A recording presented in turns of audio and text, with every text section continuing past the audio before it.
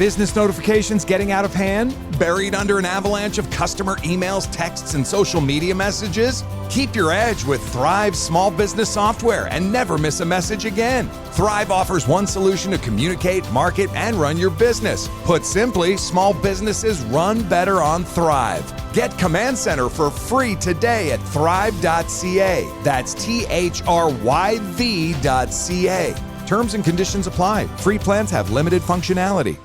When someone says you should use a product or service, you're skeptical, and you should be. Which is why Myers Auto won't ask you to trust them for your vehicle repair and maintenance. However, they will ask you to trust their customers. I first met Dwayne 10 years ago, looking for a shop to do transmission work on my antique Jeep. I have quite a few Jeeps ranging in age from 1946 to brand new. Truly, for all my automotive needs, I trust Myers Auto. Find out for yourself. Myers Auto, just north of L on 140th Street. Calling all partners. Losing weight is better together with Nutrisystem's Partner Plan. In fact, people who diet together lose 20% more weight than dieting on their own. Get new premium meals with up to 30 grams of protein. They're big and filling and taste delicious. Plus, try our new restaurant faves that taste like your favorite restaurant, portioned with half the calories. Don't wait. You could win big cash during Nutrisystem's Better Together Partner Plan 100K giveaway. And maybe win the grand prize of $25,000. Just go to Nutrisystem.com/thin right now and get 50% off plus an extra $50 off your first month. You heard me right. Go to Nutrisystem.com/thin right now and get 50% off plus an extra $50 off. Don't wait. This partner plan offer will not last long. Just go to Nutrisystem.com/thin right now and get 50% off plus an extra $50 off. Go to Nutrisystem.com/thin. See website for details on our 2-month subscription offer. No purchase necessary. Open only to U.S. residents over 21. Void where prohibited. Runs December 25 through April 4th, 2022. For official rules, visit Nutrisystem.com. Sponsored by Nutrisystem, Inc.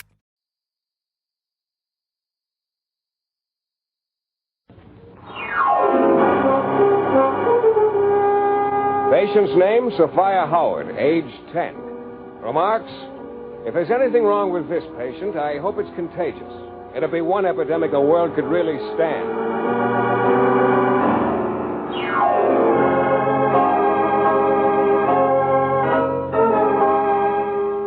It's the private practice of Dr. Dana.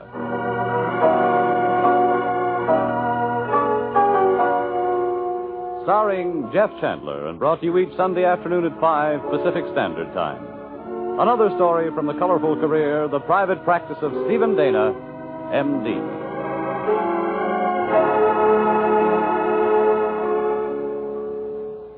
That's right. I'm Steve Dana. You never know how things are going to turn out, I guess. I started out by trying to do something for Sophia Howard. But when it was all over, I found out I hadn't done a tenth as much for her as she'd done for me.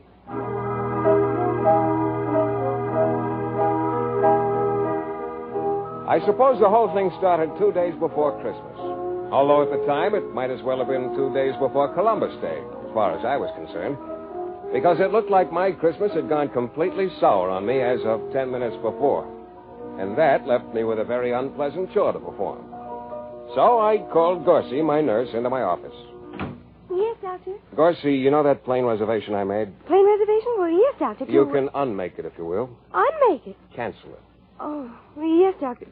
But, Doctor, you don't mean you can't go. You are unpleasantly accurate, Gorsey. That's exactly what I do mean. Oh, then you're not going back to your hometown for Christmas. Well, let's not rub it in, Gorsey. Let's just cancel the plane reservation, huh?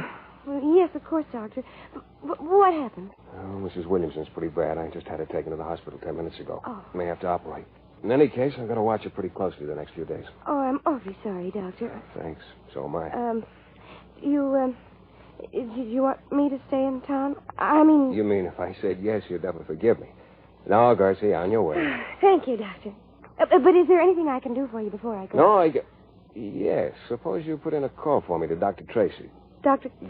Carol Tracy. Yes, Doctor. I certainly will.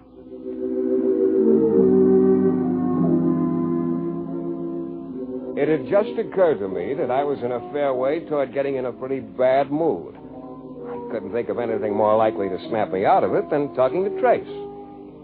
Yeah, her voice sounded just as good to me as ever. Interested in the general subject of dinner tonight? You know, Steve, just about every time I suddenly realize I'd like to talk to you, you call up and ask me to dinner. It's wonderful. Maybe that ought to prove something. Maybe. In any case, I'd like to have dinner with you very much. Fine, I will pick you up at 7. All right. Oh, incidentally, how's your shoulder for crying on these days? Well, that's an interesting question. Why? It looks like I'm stuck in town over Christmas. Oh, Steve, why? One of my patients went bad. I'm awfully sorry to hear that. So let's make it a good dinner tonight, huh? We'll give it a try,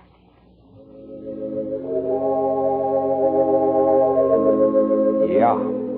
I had a hunch it wouldn't take much of a try with Trace.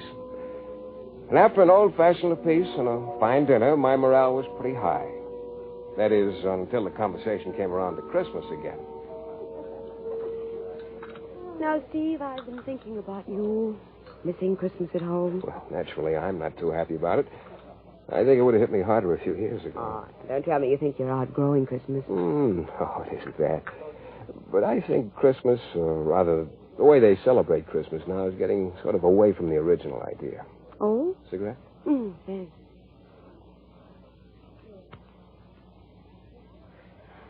What do you mean? Well, take Christmas cards, for instance. I can remember not so long ago when most of them had pictures of Santa Claus or holly or Christmas trees, something like that on them. Now a lot of them have a sphere of light or an airplane writing Merry Christmas in the sky or just a big, cold greetings. Yeah, I've noticed that, too. Another thing. When the subject of Christmas comes up, a lot of people throw up their hands and get a horror-stricken look on their face. As if the whole occasion was something that shouldn't happen to them. But don't you think that that's just sort of a surface thing, Steve? Down inside, they haven't changed much about Christmas. Maybe. I don't know. But even so, I wish they'd realize how ugly things like that really sound. Of course, you realize I'm the original sour grapes guy. I'm talking like this to try and convince myself I'm not going to be missing anything by not going home. I know. How good a job you're doing. Convincing myself? Mm-hmm. So. But suppose I get off the soapbox for a while and you tell me about the Christmas you're going to have. Well, it's going to be a very wonderful Christmas for me, Steve, I know. My aunt and uncle live in a farmhouse up in New England. My sister and I are going to fly up there tomorrow. Farm's just outside one of those wonderful little towns. Complete with red brick buildings and white steeple, huh? And snow all over. To say nothing of a big Christmas tree. An old-fashioned green one. And a turkey almost as big. Oh, you know what my Christmas is going to be like as well as I do. Yeah. Will this be your first Christmas up there? No, we've been going up there every year for a long time. So like home. Oh. Not afraid of that you can't go home again business, huh? From the book of the same name? Mm-hmm. The guy who wrote that book proved his point pretty eloquently, it seems to me. Yeah, he did. No. Oh, I'm not afraid of that you can't go home again business. You know, Steve, you're in a strange mood. Yeah, I guess I am. Just my end-of-the-year mood, I guess. Look, I've been glooming around long enough. Suppose we... I don't know as I'd call it glooming, Steve. You know, I wish you could come up to that farm with me. You know, I'd like to, Trace. Come on, let's dance, huh?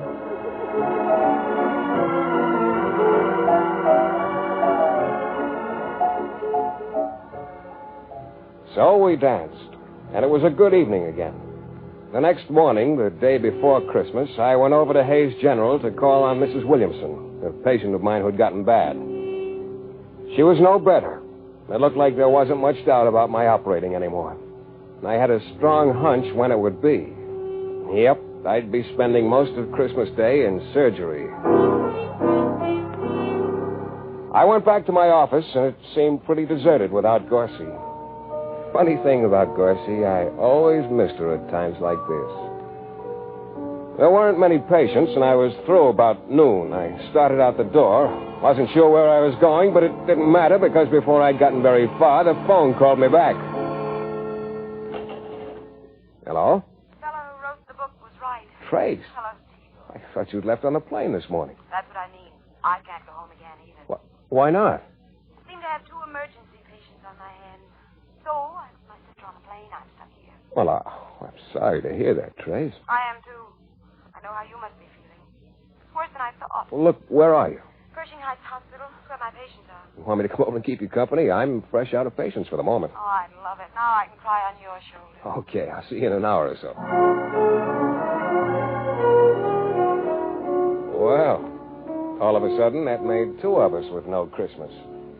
It probably wasn't too noble, but I found myself feeling a little better about things.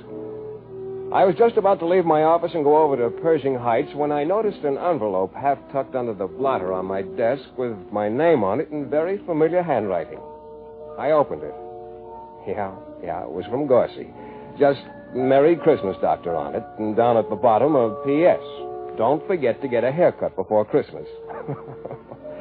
That's what I like about Gorsey. Always trying to take care of me.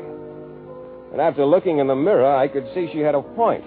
So I went over to the barber shop I always went to. It was a small one with only one barber, named Henry. I don't know why I kept going to him particularly. He wasn't the greatest barber in the town or anything like that. He was tall, stoop-shouldered, one of the thinnest people I'd ever seen. The kind that seems to be mostly bones. He'd always had a slightly sour outlook on life, and today, even though it was the day before Christmas, was no exception. Getting trimmed up for Christmas, huh? Yeah. Gonna have a big Christmas, huh? No. Oh? No, huh? No. Oh. Well, you're the lucky one, I guess. Am I? Yeah, Doc. You're the lucky one, all right. How so, Henry? 'Cause you're not having a big Christmas. Me, I'm having a big Christmas. 4 kids. That's a big Christmas, Doc. Yeah, I guess it is, but you don't like it, huh? Why should I? Prices what they are. Yeah, there's always that, I guess. I don't guess, Doc. I know. Hey, easy. No, sorry. Yeah, spend all year just holding your nose above water. Maybe put away a few bucks, maybe you can't. So what happens? Along comes Christmas. Along comes Christmas. One kid's got to have a wagon. One's got to have a big doll, one that cries. Other's got to have a tricycle. You said there were 4 kids. How about the 4th one? Little stove that cooks. Oh. So we get them the things. We use up the few bucks. We run up bills. We spend months trying to get them paid off. Just about the time we do, know what happens? Well? Yeah. Along comes Christmas again. No, Doc, you can have it, the whole thing, you know.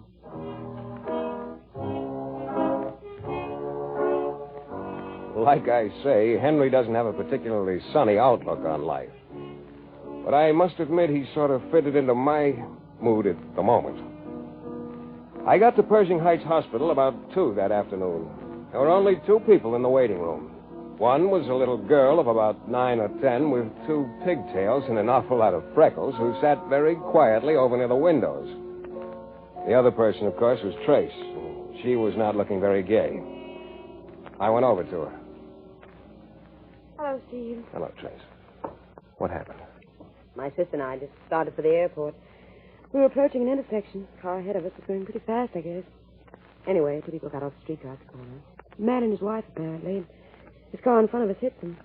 I stopped, of course, to give them first aid, so they're my patients. Mm-hmm. Well, how are they? Well, they're still unconscious, both of them. But it doesn't look like skull fracture in either case.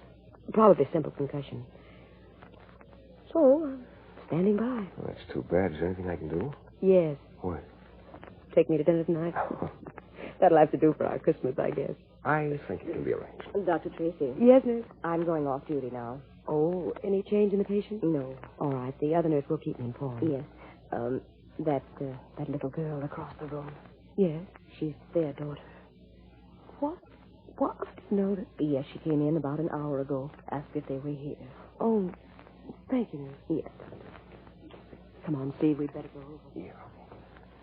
I saw her sitting here. I didn't pay any attention. It never occurred to me. She wasn't with them at the time? No.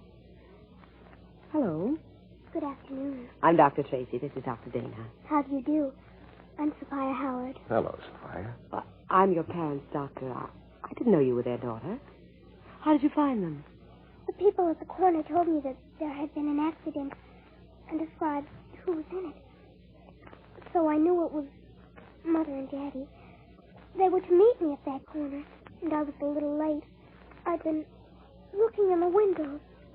Are they... They're getting along all right, Sophia. I'm afraid you can't see them right now, though. I know. That's what the nurse said. But I know that they'll be all right. I'm sure they will. Because I've been praying. Oh. You live around here, Sophia? No. Where do you live? Well, that's rather hard to say. What do you mean? Mother and Daddy are missionaries. We've lived in Africa ever since I was born. Missionaries? Yes. We just got off the boat this morning. Do you have relatives around here? No. We're just passing through on our way out to some place in China. I see. But I guess it will have to wait a few days before we can leave. It shouldn't be very long, dear. What will you do in the meantime? Wait. Oh, but this is Christmas Eve. I know. Have you any plans, Sophia? No. Do you? Yeah.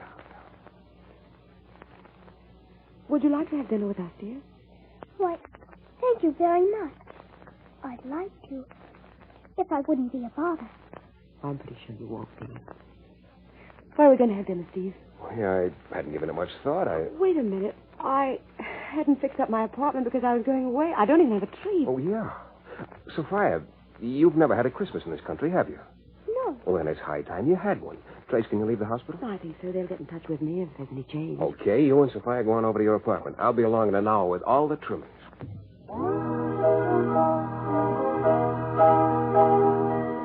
Well, if there'd been an award in my book for the person least likely to be running around buying Christmas trees and a turkey from the delicatessen, I'd have given it to myself. But here I was doing just that. It looked like a fine turkey, too, all cooked and still steaming. When I got to Trace's apartment, I noticed she'd found some holly somewhere and had the place looking very Christmassy.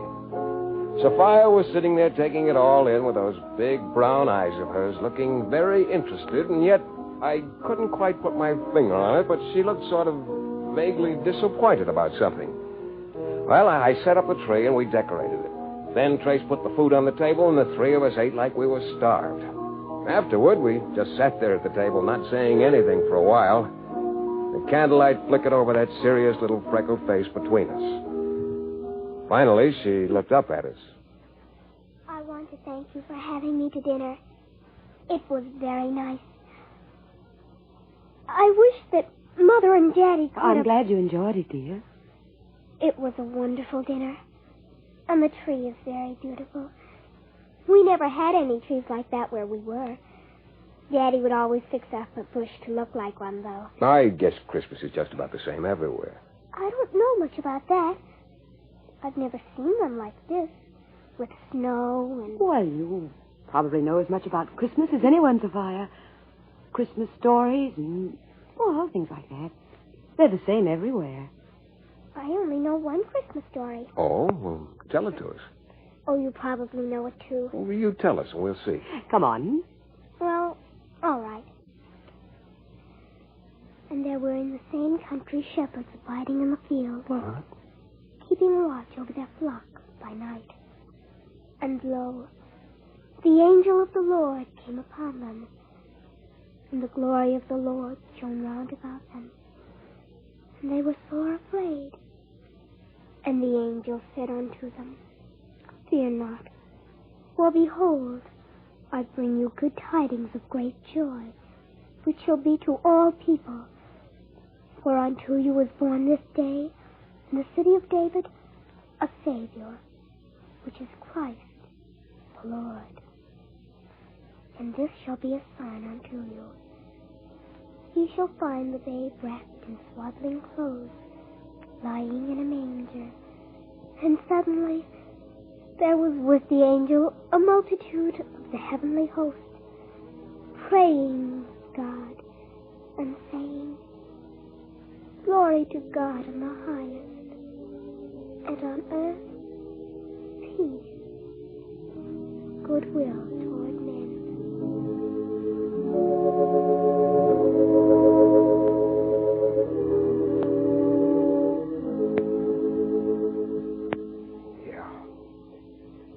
Sophia knew a Christmas story, all right. The Christmas story. There wasn't much to say after that. Then, pretty soon, Sophia went over to the window and stood looking out. Trace and I both knew she was thinking about two people lying unconscious in the hospital. When she turned around again, her eyes were dry, but I noticed a sort of disappointed look in her face. Sophia, What is it? Oh, it's not anything, Dr. Dana. Come on, dear, tell us. Well, no. You'd think it was silly. No, we won't. What is it? Oh, I know I'm too old, really. And I know better. But you see, well, this is my first Christmas here, and because I lived in Africa all my life, and I didn't have time today, and then after the accident, I went right to the hospital and came up here. So I never had a chance to... Oh, but I know it's silly. Chance to what, dear? Well, I've never seen Santa Claus. I've never even seen a make-believe Santa Claus. Santa Claus? Sure. I know it's silly. No. No, Sophia, it isn't silly. Pretty silly of us not to have thought of it. Look, just sit tight, both of you. Where are you going? To find Santa Claus. Steve, isn't it too late? 10:15. Where can you get one? All the stores are closed. I don't know, but I'll get one somewhere.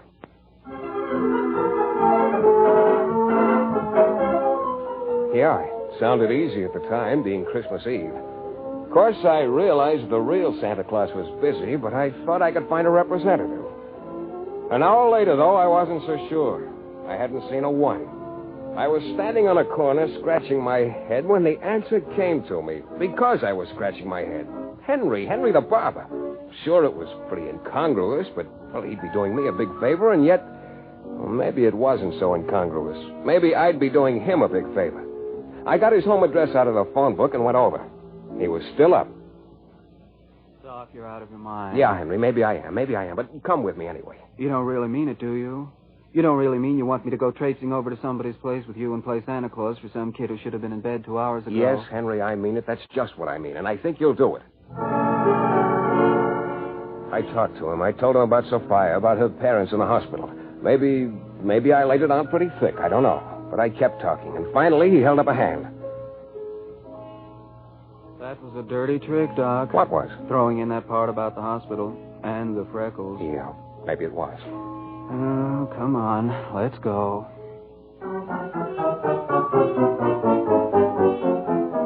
We got in my car and started back. And then discovered we'd overlooked one small detail. No Santa Claus suit. And then I remembered the Santa Claus dummy standing in the lobby of my office building. The night watchman let us in, and after I talked to him a few minutes, he promised to look the other way. But when Henry saw the Santa Claus suit on the dummy, he shook his head. Well, Doc, it was a nice try. Oh, come on. So what if a Santa Claus suit doesn't fit perfectly? Fit perfectly? Doc, I'm not asking for a perfect fit. I'm just saying that's no fit at all. That suit was made for a guy about 5'6" and 200 pounds. So look at me, 6 feet tall and 130 pounds. Doc, you gotta admit that Let's try it anyway, Henry, huh? So we tried it. And Henry was right. It was an awful fit. The sleeves hit him halfway between the wrist and the elbow. The pants came about to his knees. But in between, the suit ballooned around him like a tent on a scarecrow. Yeah, he was some Santa Claus. But he kept the suit on, and we drove back to Trace's apartment. She took one look at Henry and tried to keep a straight face. And then she motioned over to the Davenport where Sophia had fallen asleep. There she is. But, what am I supposed to do? She's asleep. Come on, go on over to her and wake her up. Well, what'll I say to her? You'll think of something. Doc, I've always given you good haircuts. I don't deserve this. Come on. Oh, all right. Sure has a lot of freckles, huh? Yeah. Sophie, huh? Sophia. Sophia. Sophia? Sophia? Yes? Wake up, Sophia. Well... Why, it's a Santa Claus. Yeah. I understand you wanted to see me. Yes, I did. So much. It was very nice of you to come. Oh, well, that's all right. Are there many Santa Clauses like you? Well, yeah. I see. You don't work for anyone in particular, then? Not exactly. Is that why your suit doesn't fit you very well? Yeah, I guess so. But wait a minute, I said I didn't work for anyone. That wasn't quite true. What do you mean? Why, all of us, Santa Clauses, we work for the same boss. We're sort of representatives of his. Who is your boss? Why, Santa Claus, I guess. Yeah, the real Santa Claus. Oh. And as for my suit not fitting, it's not supposed to fit. It isn't? No. You see, it means something when it doesn't fit. It does? Well, what does it mean? Why, it means, it means that it's just sort of a symbol. This coat and pants. See how they hang on me? Well, that means that it isn't the outer stuff that matters so much. It's what's inside. I didn't realize that. Yeah. Well, I've got to go, Sophia. I'm very glad I met you. And thank you so much for talking to me. Oh, it's quite all right, Sophia. Doc. Yeah, I'll show you to the door. Was I, okay, Doc? You were very okay, Henry. I want you to know how much I appreciate it. Oh, that's okay, Doc. I didn't really mind. Sure has a lot of freckles, huh? Sure does. Funny. Kind of reminds me a little of my second oldest kid. Oh? Maybe it's the pigtails. Maybe. Well, I'll be getting along, I guess. Doc. What? You suppose they'd mind very much over at your office building if I didn't get this Santa Claus suit back to them until day after tomorrow? No, Henry. I don't think they'd mind at all.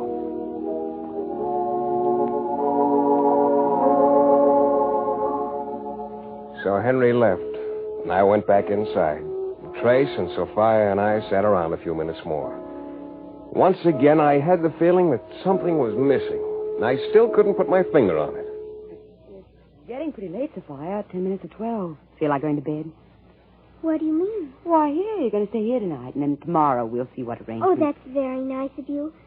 But I don't want to be in the way. There's an extra bed, so don't you worry about it. Well, all right.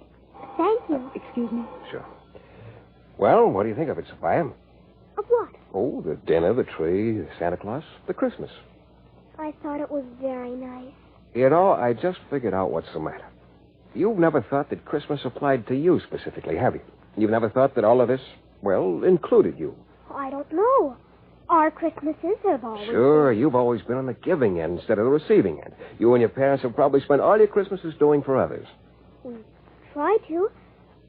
I thought that was the way Christmas was supposed to be. Sort of, for others. Oh, it is. But don't you see, honey, you're included. Why, people like you, the ones who give, they are Christmas. They're what Christmas is all about, really.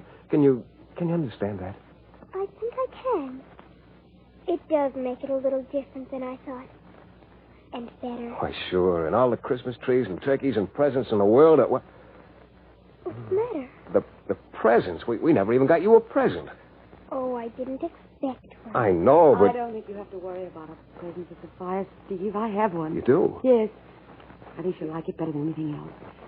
That was the hospital that called Sophia. It was? Yes.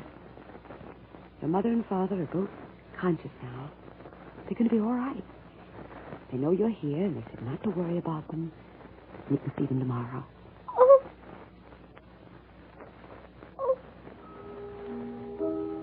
She just stood there, with her lips moving and tears in her eyes.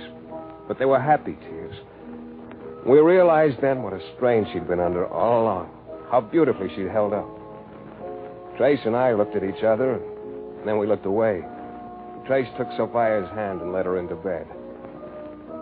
I stood looking out the window, thinking a lot of things. And finally, when I looked around, Trace was by my side.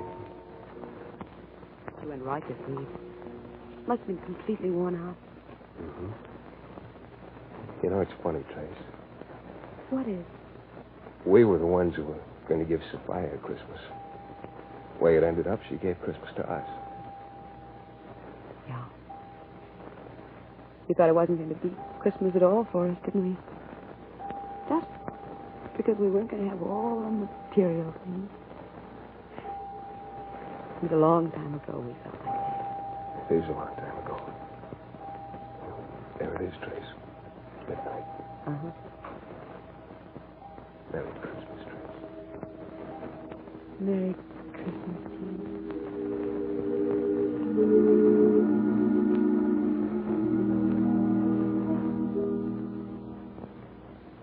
And there you have The Private Practice of Dr. Dana, starring Jeff Chandler. Betty Lou Gerson was Dr. Carol Tracy. Mary Lanson was Gorsey. Marlene Ames was Sophia. And Henry was Bob Young. Tonight's story was written by Bob Wright. Produced and directed by Sterling Tracy with music by Eddie Dunstetter. This is CBS, the Columbia Broadcasting System.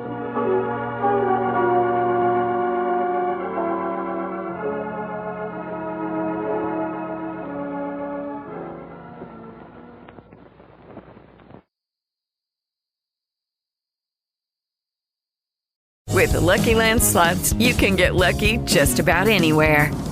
This is your captain speaking. We've got clear runway and the weather's fine, but we're just going to circle up here a while and get lucky. No, nothing like that. It's just these cash prizes add up quick. So I suggest you sit back, keep your tray table upright, and start getting lucky. Play for free at LuckyLandSlots.com. Are you feeling lucky? No purchase necessary. Void where prohibited by law. 18+ terms and conditions apply. See website for details. Okay, round two. Name something that's not boring. A laundry? Ooh, a book club. Computer solitaire, huh? Ah, sorry, we were looking for Chumba Casino. That's right, ChumbaCasino.com has over 100 casino-style games. Join today and play for free for your chance to redeem some serious prizes. ChumbaCasino.com. No purchase necessary. Void where prohibited by law. 18+ terms and conditions apply. See website for details.